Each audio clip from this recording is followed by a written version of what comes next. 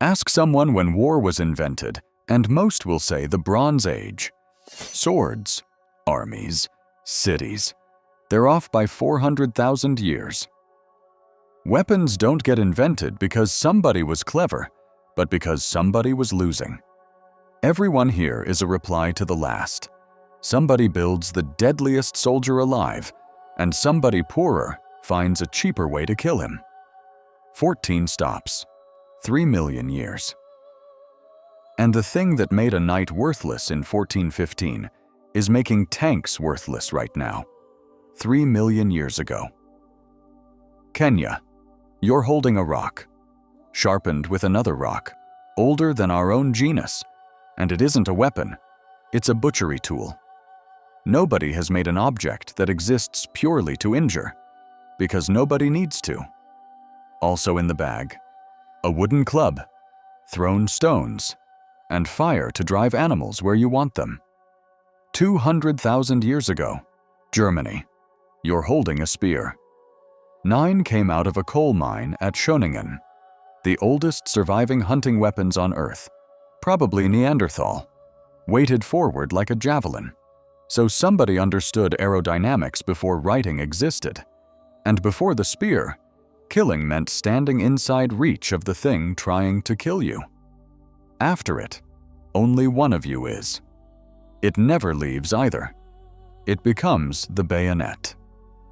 60,000 years ago, Southern Africa. You're holding a bow. The atlatl came first, a hooked edic that lengthens your arm and doubles your range. The bow does something new. It stores energy, loaded slowly, released in an instant. Also in the bag, poison from beetle larvae, barbed bone harpoons, boomerangs. Light ones return, heavy ones are for people. So a small weak person now beats a huge strong one. For 200,000 years the biggest man won. Not anymore. 5,000 years ago. You're holding a sling, a leather strap made of litter, costing nothing. And Roman lead sling bullets found in Scotland hit with the energy of a .44 Magnum. David and Goliath isn't an underdog story. Also in the bag, the mace, a rock on a handle, for skulls, the battle axe, and the other half of the argument at last, helmets, shields, the first armor, and walls, because now there's grain worth stealing.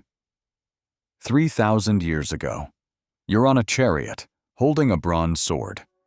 Here's what makes a sword different. You cannot farm with a sword. Every weapon so far had a day job. This one's only purpose is other people. Also in the bag, composite bows of horn and sinew. The khopesh, a sickle sword for hooking shields away. Full bronze plate armor, 3,000 years before knights. And bronze needs tin from far away, so you're an aristocrat. Cut the tin roots and you evaporate. 400 BC, you're in a block of 10,000 men, holding an iron spear. Iron starts out worse than bronze. It wins anyway, because iron ore is everywhere. So you can arm 10,000 farmers.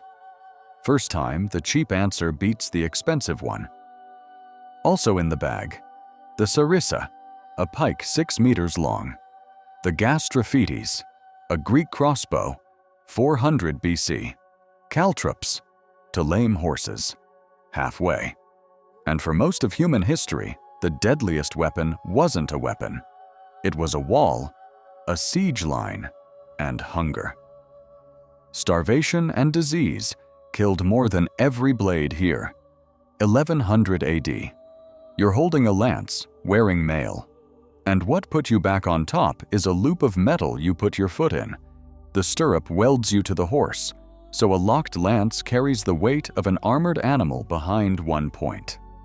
Also in the bag, the warhammer, because mail stops a cut but not the force. Greek fire, burning on water. The trebuchet.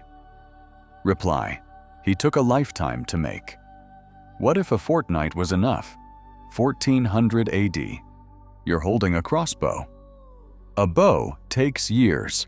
Longbowmen's skeletons show deformed shoulders. A crossbow does the strength for you.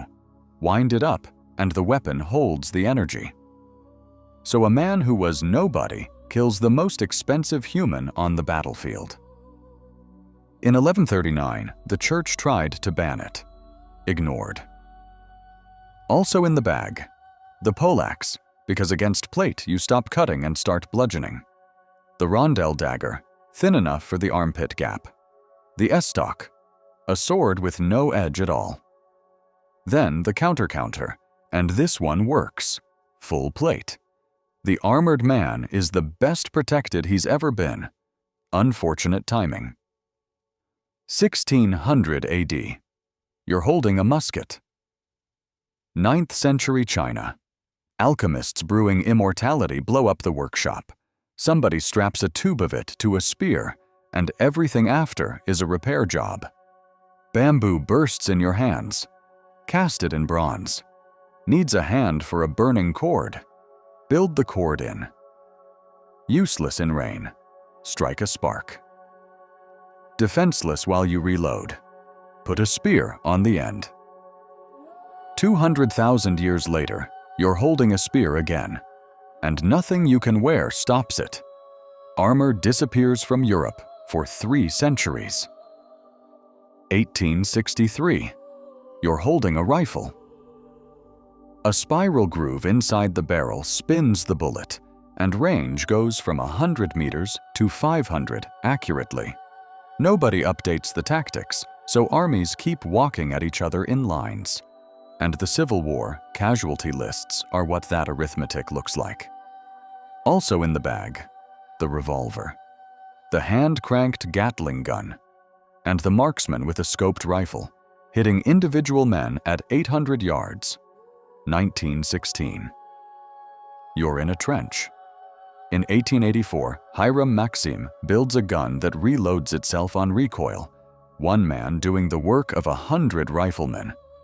But the machine gun takes the reputation. Artillery does the killing, around 60% of casualties. Also in the bag, the strangest list here: trench clubs, nail-studded maces, knuckle dusters, sharpened spades. In a night raid, a rifle is too long, so the 20th century reinvents the medieval mace. And barbed wire, which kills nobody. It holds you still for the artillery. And the reply arrives in 1916. A box of armor on tracks.